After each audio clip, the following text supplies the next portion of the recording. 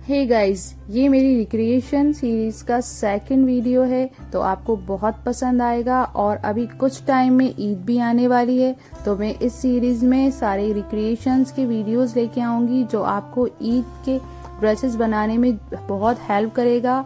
और इसमें fabric hunting भी रहेगी और इसके बाद आप इसमें कटिंग, स्टिचिंग, मेजरमेंट आप सब सीखेंगे। और इसमें मैंने बहुत डिटेल में स्टिचिंग दिखाई है, तो आप मेरी वीडियो को पूरा देख के ये ड्रेस अपने घर में ही तैयार कर सकते हैं। तो आप ये मेरा वीडियो ज़रूर देखें और अगर आपको मेरी ये ड्रेसेस पसंद आ रही हों तो आप मेरे चैनल को सब्सक्राइब करें और मेरे कमेंट बॉक्स में ज़रूर कमेंट करें।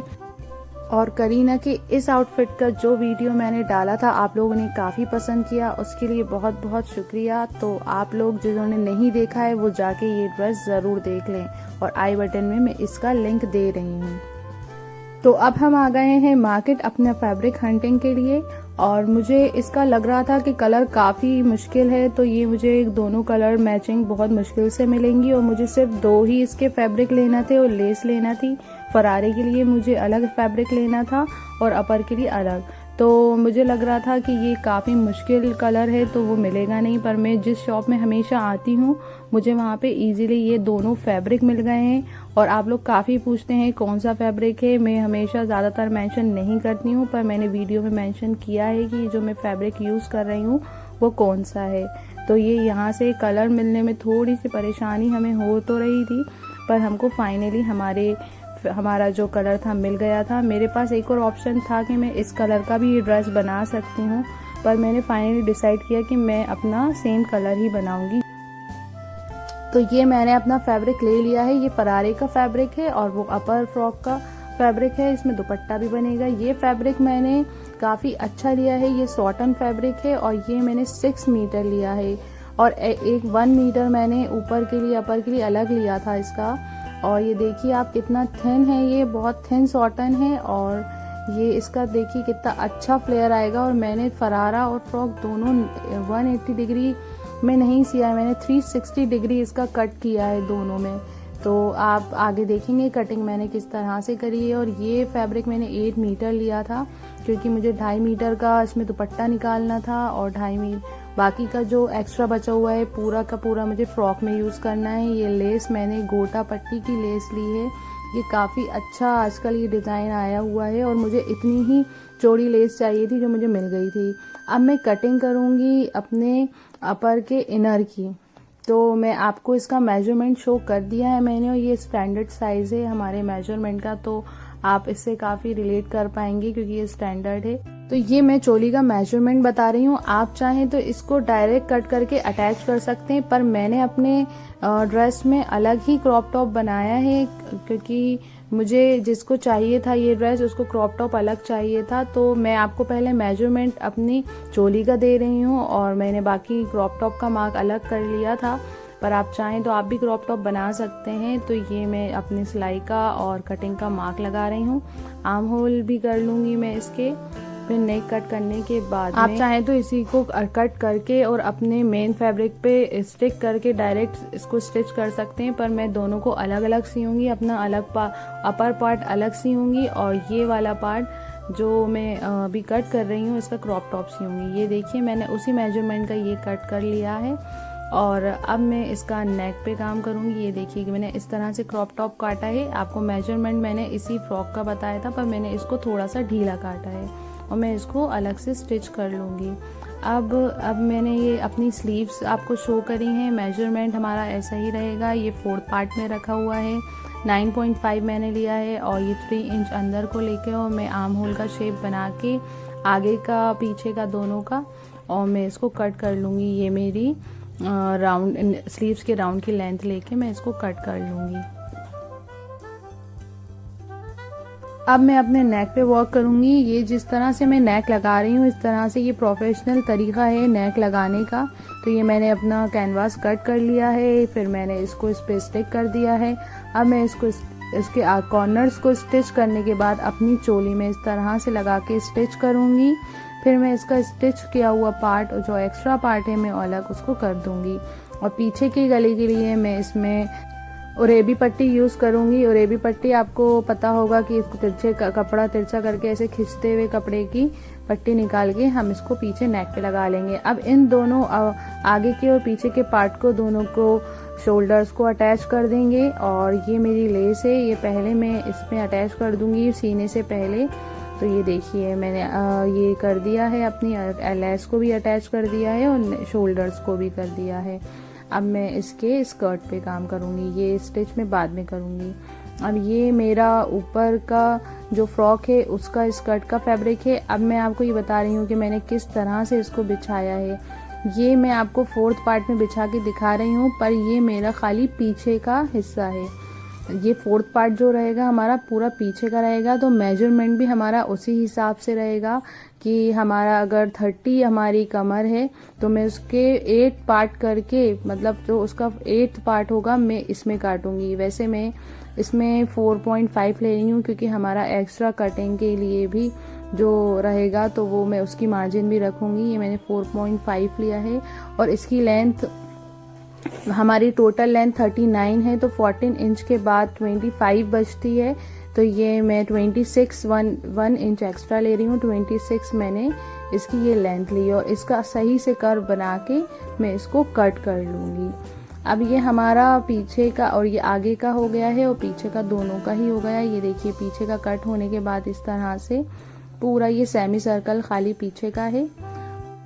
अब मैं इसको अपने बैक पार्ट में बिल्कुल स्ट्रेट करके ये बैक पार्ट में इसको इस तरह से स्टिच कर दूंगी। ये देखिए ये हमारा पीछे का पूरा हिस्सा हो गया। अब आगे हमारे 2 पार्ट्स में हमने कट करा है क्योंकि हमारा फ्रंट ओपन है। तो ये देखिए ये मैं इसको एक तरफ दोनों अलग अलग करके इसमें अटैच करूंगी। पर अटैच करने से पहले मुझे आगे इसमें फ्रंट में लेस लगा लूंगी क्योंकि हमारी ऊपर में भी लेस लगी हुई है। तो इसको पहले मैं लेस लगाऊंगी और फिर मैं इसको अटैच करूंगी। इस तरह से फोल्ड हो जाएगा थोड़ा बहुत और जो एक्स्ट्रा पार्ट होगा अगर निकल रहा होगा तो मैं इसको कट कर दूंगी। अब मैं इसमें लेस लगाऊंगी, तो मैंने आपको इसमें लेस लगाने का तरीका बताया है जो हमारा सीमलेस स्टिच होगी कि पीछे से नहीं दिखेगी। काफ़ी सफाई से मैंने लेस लगाई है, तो आप देख सकते हैं कि मैंने किस तरह से लेस लगाई है। मैंने इसको काफ़ी सफाई से सिया है क्योंकि ये मेरा फ्रंट है तो मैं ये सामने ही दिखेगा। तो मैंने इसको देखिए एक बार स्टिच करके मैं ये फ्रंट में ऐसा पलट रही हूँ, पलट के ये मैंने स्टिच कर लिया है। अब इस ये वाली सिलाई करने के बाद में जो दूसरी तरफ की सिलाई है मैं वो करूँगी। देखिए आप कितनी सफाई से ये आ रहा है। तो ये वाली स्टिच पूरी कंप्लीट करके मैं एक और स्टिच करूँगी जो उसके कॉर्नर्स पे होंगे। ये देखिए मैंने कर दी हैं। ये देखिए ऐसा दिखेगा क्योंकि हमारा ये फ्रंट है और ये आगे की तरफ से दिखेगा तो हमें इसमें बहुत नीट एंड क्लीन काम करना है। तो ये हमारा इस तरह से दोनों तरफ को मैंने अटैच कर दी लेस और अब ये दोनों ही मैं अटैच कर दूंगी। तो मैं सबसे पहले सेंटर में ही अटैच करूंगी ताकि ये बिल्कुल दोनों बराबर लगे। नहीं तो अगर मैं उस साइड से अटैच करती तो हो सकता है कि कुछ इधर उधर हो जाए। तो ये मैं पहले यहाँ से ही सेंटर में अटैच करके दोनों तरफ को स्टिच कर लूँगी। अब मैं अपनी दोनों पीछे की और आगे की दोनों की वेस्ट ज्वाइन करने के बाद मैं दोनों साइड्स भी इसके स्टिच कर लूँगी। देखिए ये मैंने दोनों साइड्स इसके दोनों साइड स्टिच करने के बाद मैं स्लीव्स लगाऊंगी। ये मेरी स्लीव्स पूरी रेडी हैं लेस लग के और लेस में सेम तरीके से ही मैंने इसमें लगाई है। और ये जो मैंने लेस लगाई थी इसका थोड़ा सा ओपन लग रहा था तो मैं इसके कॉर्नर्स में भी एक सिलाई फेर रही हूँ। तो ये देखिए मैंने किस तरह से अपनी पूरी स्टिच फेर ली है ताकि मेरे फ्रंट का और भी अच्छा नीट एंड क्लीन लुक आए। फिर इसको स्टिच करने के बाद में इसके जो साइड्स होंगे दोनों को क्लोज कर लूँगी। देखिए इस तरह से मैंने दोनों तरफ के साइड्स क्लोज कर लिए हैं और इसके बाद क्लोज करने के बाद मुझे इसकी स्लीव्स अटैच करनी है। तो मैं इसको स्लीव्स भी अटैच कर लूँगी। अब देखिए मैं स्लीव्स किस तरह से लगाऊंगी। ये मेरी सीधी स्लीव है और मैंने अपनी कुर्ती को उल्टा किया हुआ रखा है और ये जो दोनों जॉइंट्स हैं इस तरह से देखिए ये दोनों जॉइंट्स जो हैं मैं इसको बिल्कुल एग्जैक्ट मैच करूँगी और जो एक्स्ट्रा स्टिच है इस तरह से मोड़ूंगी। ये हमारा इस तरह से मोड़ने की वजह ये होती है कि जब हम अगर इसको नहीं फोल्ड करते हैं तो अगर हम हाथ ऊपर करते हैं तो हमारी जो आर्म होल का जो अंदर का साइड है वो खिंचता है ऊपर की तरफ। तो ये इस तरह से स्टिच करने में हमारा बिल्कुल परफेक्ट आता है, सिलने के बाद भी काफ़ी अच्छा लगता है। तो अब दोनों स्लीव्स इस तरह से ही मैं अटैच कर लूँगी अपनी, और दोनों स्लीव्स करने के बाद मेरा ये पूरा कंप्लीट हो जाएगा। इसके बाद मुझे अपने नीचे वाले हिस्से में जो मेरा अम्ब्रेला हिस्सा है उसमें मुझे लेस लगाना है। देखिए ये मेरी पूरी फ्रॉक इस तरह से इसका लुक आया है। ये मैंने लेस नीचे भी लगाई है और इसमें 6 मीटर लेस लगी थी, काफ़ी लेस लगी थी इस पूरे ड्रेस में। तो अब मैं अपने नीचे जो फरारा है बॉटम पे काम करूँगी, तो आपको मैं इसका मेजरमेंट और कटिंग शो करूँगी। तो मेरी जो फरारे की लेंथ थी वो 40 इंचेस थी, पर इसमें मैंने अभी आपको एक पाँचा ही कट करके दिखा रही हूँ और ऐसा कैसा दूसरा भी कट होगा। तो ये मैं इसकी लेंथ ले रही हूँ, तो लेंथ मेरी 40 इंच है। अब 40 इंच लेने के बाद मैं इसको स्क्वायर को ट्रायंगल कर लूँगी, तो ये मेरा पूरा 4th पार्ट हो जाएगा।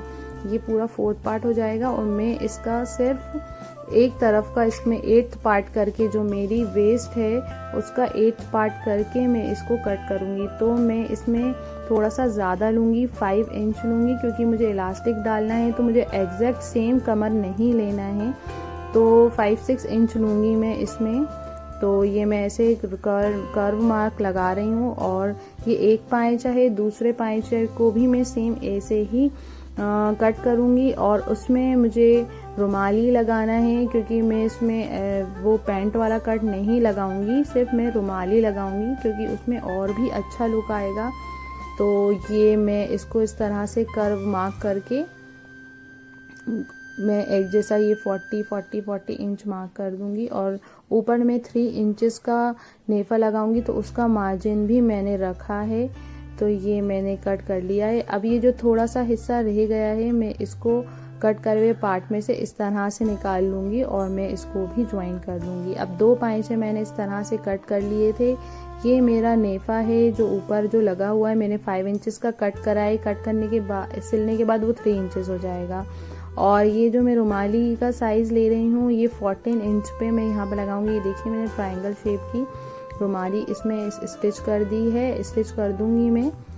ये देखिए ये मैंने दोनों चीज़ों को स्टिच कर दिया है। अब मेरा ये मेरे हाथ में दूसरा पाँचा है जो मैं इसको भी इस तरह से स्टिच कर दूंगी। मैंने दोनों रुमालियाँ पहले एक पाँचे में लगा ली थी, अब दूसरी में भी मैंने लगा ली हैं।